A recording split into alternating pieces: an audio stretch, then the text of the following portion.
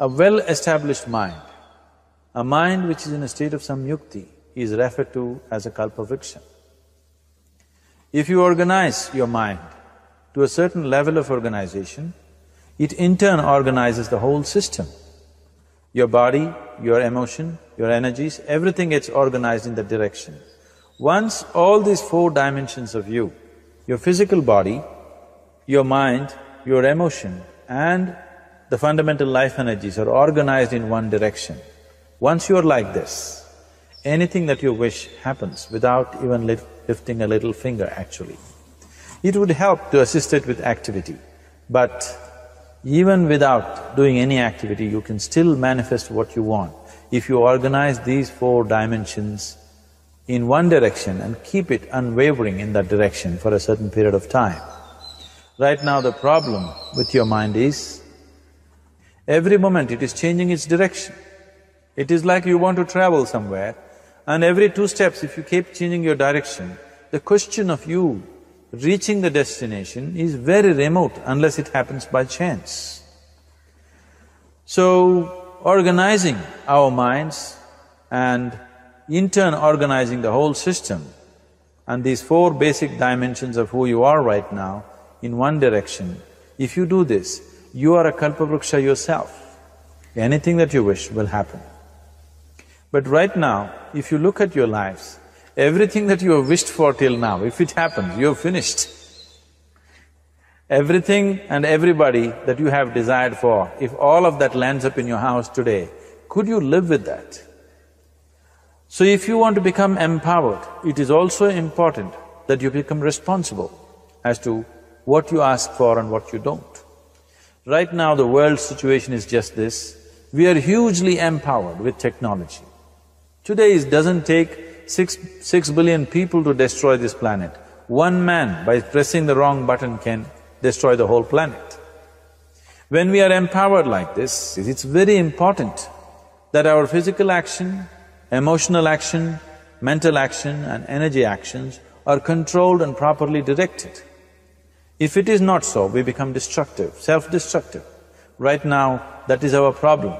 The technology, which is supposed to make our life beautiful and easy, has become the source of all the problem, that we are destroying the very basis of our life, which is the planet. So what should have been a boon, we are making a curse out of it. What has brought incredible levels of comfort and convenience to us in the last 100 years or so, has also become a threat to our life simply because we are not conscious action, we are in a compulsive state of action. So organizing our minds fundamentally means moving from a compulsive state of activity to a conscious state of activity. You might have heard of people for whom they asked for something and beyond all expectations it came true for them. Generally this happens to people who are in faith. Now, let's say you want to build a house. If you start thinking, oh, I want to build a house. To build a house, I need 50 lakhs, but I have only 50 rupees in my pocket. Not possible, not possible, not possible. The moment you say not possible, you're also saying, I don't want it. So on one level, you're creating a desire that you want something, on another level, you're saying, I don't want it. So in this conflict, it may not happen. Someone who has some faith in a god or in a temple or whatever, who is simple-minded. Faith works only for those people who are simple-minded. Thinking people who are too much thinking, for them it never works. A childlike person who has a simple faith in his god or his temple or whatever, he goes to the temple and says, Shiva, I want a house. I don't know how, you must make it for me. Now in his mind there are no negative thoughts. Will it happen? Will it not happen? Is it possible? Is it not possible? These things are completely removed by this simple act of faith. Now he believes Shiva will do it for him and it will happen. So is Shiva going to come and build your house? No, I want you to understand, God will not lift his little finger for you. What you refer to as God is the source of creation. As a creator, he has done a phenomenal job, there's no question about it. Could you think of a better creation than this? Is it in anybody's imagination to think anything better than what is there right now? So as a creator, he has done his job wonderfully well. But if you want life to happen the way you want it, because right now, the very crux of your happiness and your well-being is this. If at all if you're unhappy, the only and only reason why you're unhappy is life is not happening the way you think it should happen. That's all it is. So if life is not happening the way you think it should happen, you're unhappy. If life happens the way you think it should happen, you are happy. It's as simple as that. So if life has to happen the way you think it should happen, first of all, how you think, with how much focus you think, how much stability is there in your thought, and how much reverberance is there in the thought process will determine whether your thought will become a reality or is it just an empty thought. Or how you do not create any impediments for your thought by creating negative thought process. Is something possible or not possible? Is destroying humanity. What is possible and not possible is not your business, it's nature's business. Your business is just to strive for what you want. Right now you're sitting here, if I ask you two simple questions, I want you to just look at this and answer this. Right now from where you're sitting, can you just fly off? You say no? Right now from where you're sitting, can you get up and walk? You'll say yes. What is the basis of this? Why you say no to flying and yes to walking? Because past experience of life, many times you've gotten up and walked, never did you fly off. Or in other words, you're using the past experience of life as a basis for deciding whether something is possible or not possible. Or in other words, you have decided that what has not happened till now cannot happen in your life in future. This is a disgrace to humanity and the human spirit. What has not happened till now on this planet can happen tomorrow. Human beings are capable of making it happen tomorrow. So what is possible and what is not possible is not your business. That is nature's business. Nature will decide that. You just see what is it that you really want and strive for that. And if your thought is created in a powerful way, without any negativity, without any negative thoughts bringing down the intensity of the thought process, it will definitely manifest. The whole existence today, modern science is proving, is just a reverberation of energy. It is a vibration. Similarly, your thought is also a vibration. If you generate a powerful thought and let it out, it will always manifest itself. So generally, people are using faith as a means to remove the negative thought. Today, once you have become thinking human beings, your faith is not too deep. It doesn't matter how much faith you think you have, somewhere doubts always crop up. Right now, the way your minds are made, this moment, if God appears right here, you will not surrender to Him. You will want an investigation whether He is really God or not. With this kind of mind, you should not waste your time on faith. So there is an alternative, which is commitment. If you simply commit yourself to creating what you really care for, now once again, your thought gets organized in such a way, there is no such thing as whether it's possible or not possible. There is no hurdle in your thought process. Your thought flows freely towards what you want. Once this happens, making it happen will also naturally follow. So to create what you really care for, first and foremost thing is that what you want must be well manifested in your mind, that this is what I want. Is that what you really want? You must look at it, because any number of things in your life you have thought, this is it. The moment you reach there, you realize that's not it, it's the next one and the next one and the next one. So what is it that one really wants is one thing. First of all, we must explore. Once that is clear, and we are committed to creating it, now there is a continuous process of thought in that direction. Once you can maintain a steady stream of thought without changing direction, definitely this is going to happen in your life, or it will definitely manifest as a reality in your life. So, either you make this human form into a kalpavriksha, or you make it into one big mess, which is happening all over. One reason why we have not created the kind of world that all of us would want to live in is, too many people are busy looking up. Too many people are interested in other planets. They're not interested in this planet. For every aspect of their life, they're checking out with other planets. And further, too many people are in service of heaven. They're not on service of this earth. I think right now we need people who are in service of this earth, not heaven. I believe if heaven is closer to divine than where we are, if that is so, I believe they're a little more organized than us, they don't need help from us. This has been a major problem on the planet. Anything that is valuable for a human being, anything that is good, the highest aspects of human life have unfortunately been exported to heaven. For example, if you say love, people say God is loving. We do not know whether God is loving or not. Human beings are capable of love. It is very, very important that people understand human beings are capable of love, human beings are capable of compassion, human beings are capable of joy and blissfulness. All the good things that are possible for a human being, unfortunately have been exported to heaven. If we want to create the kind of world that we want to, we need to understand whatever you refer to as God, the idea of God has entered our mind only because we have seen creation around us. Because there is creation, we have assumed a creator. God is a great creator. What you refer to as God is a source of creation. That source of creation has not failed us, has done a fantastic job.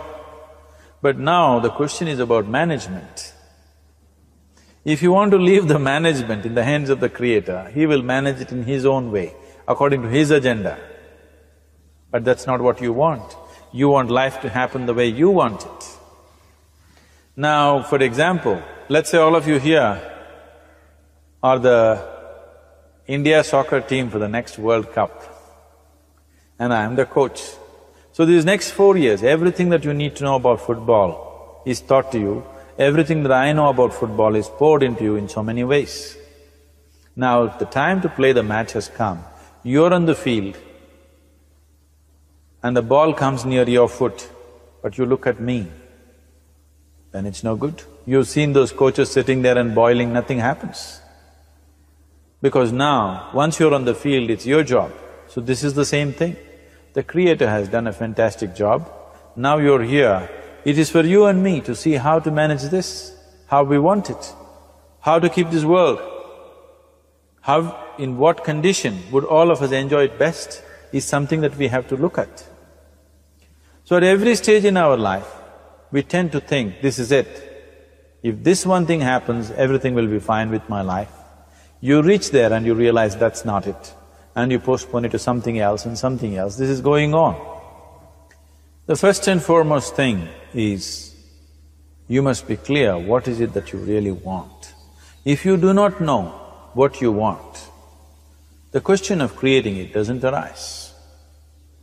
If you look at what you really want, what every human being wants is, he wants to live joyfully, he wants to live peacefully.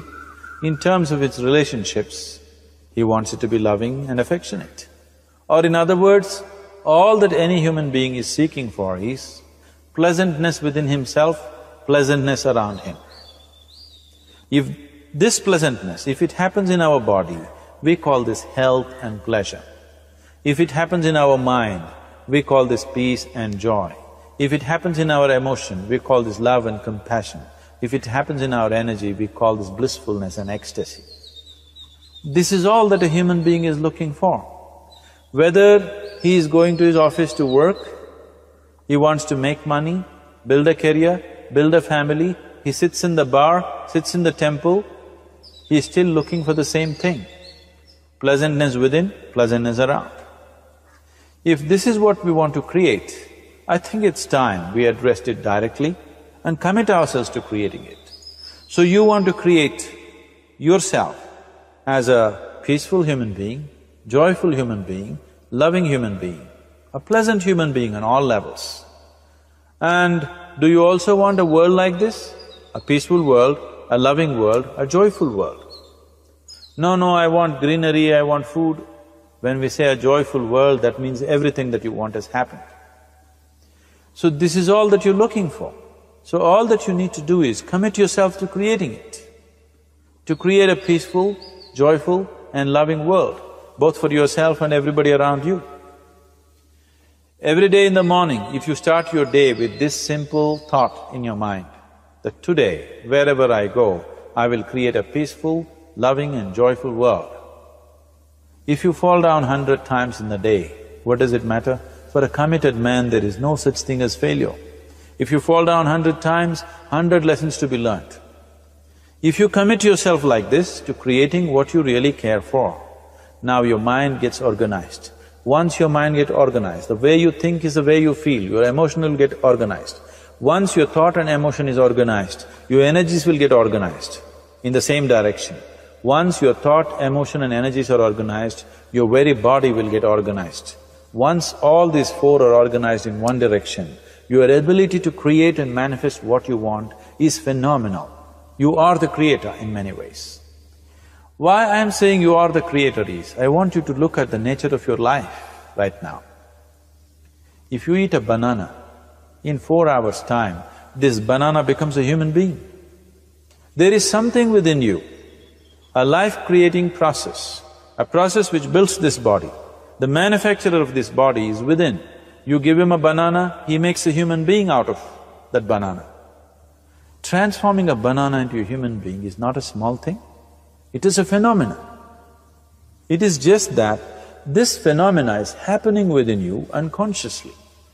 If you could only consciously manifest this, making a banana into a human being, you are the creator. You are nothing less than that. As the theory of evolution goes, to make a monkey into a human being, it took millions of years. Over an afternoon, you can make a banana into a human being or whatever else, a piece of bread that you eat, into a human being. So, the very source of creation is functioning within you. If you organize these four dimensions of mind, emotion, body and energy in one direction, the source of creation is with you. You are the creator, what you want to create will happen to you effortlessly. Once you're organized like this, now you are not a mess, you are a kalpa vruksha. You have the power to create what you want. There are tools and technologies as to how to organize this system in such a way that instead of being a psychological mess, you can make yourself into a kalpa vruksha. This culture, these traditions, the whole technology of yoga is just about this, transforming yourself from being just a piece of creation to the creator himself. This is not in search of God, this is in search of becoming a God. This is not in search of divine, this is in search of becoming divine, because that which you call as divine, that which is the source of existence, is throbbing within you every moment of your life. Otherwise, a piece of bread cannot become a human being in the course of an afternoon. So, shifting from being just a piece of flesh and blood to becoming a creator, there is a whole science and technology for this. There are tools to make this happen. That which is the source of creation is functioning within you every moment of your life. It is just that, have you kept access to that dimension or not? Organizing the four basic elements of your life will give you that access. There are tools and technologies to do this. The whole science of yoga, the whole technology that we refer to as yoga is just about this, transforming yourself from being just a piece of creation to become a creator. For example, 100 years ago, if I picked up something like this and I start speaking to someone who is across in another part of the world, you would think it's some kind of a miracle. Either I must be a messenger or a son or maybe God himself. But today, this is just another gadget that every one of us carry and use. Today sitting here, without using this instrument, if I speak to someone in another part of the world, it is still a miracle for you. So, this instrument happened because of human mind wanting it to happen. 100 years ago, nobody thought this was possible, but today it is just a common thing. Similarly, many things which are not in our perception yet can be brought into our perception and our ability to create our lives can be greatly enhanced. So first and foremost thing is to organize the mind and to organize your emotions, body and energy in that line. Once this happens, you are in touch with the fundamental life-creating process within you. Once you're in touch with it, once you're in excess of that power, you have the power to create. You have the power to create your life and your surroundings the way you want it. Because we have lost our power to create, we are making a mess out of ourselves and the world around us. If we operated as the true creator, as it is operating within us, creating this body for us, if we could create our lives with the same sense of organization and sense of purpose, this world and the human being would be in a completely different state. It is my wish and my blessing that every human being in this world should have this access to the source of creation within himself so that he can function here as a creator, not just as a piece of creation.